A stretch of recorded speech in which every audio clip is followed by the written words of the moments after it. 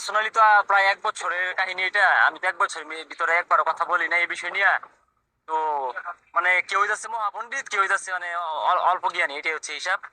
তো বিলাল ভাই মানে উনি ভাবে যে মানে যা করি সব সঠিক, কিন্তু না, আসলে অবশ্যই ভুল ভুল হয়, সবার মধ্যে আছে মানে ভুল হয়। হ্যাঁ, তো ওর পর থেকে আজ পর্যন্ত আমি মানে কথাও বলি নাই কিছু, ভালোও বলি নাই, খারাপও বলি নাই, কোনো কিছু বলা হয় নাই। হ্যাঁ, হ্যাঁ, মানে যখন ভাইয়ের মনে হয়েছে যে আমার মানে আমার এনে কথা বলার বলছে, আমি আমার প্রত্যুত্তর করি না।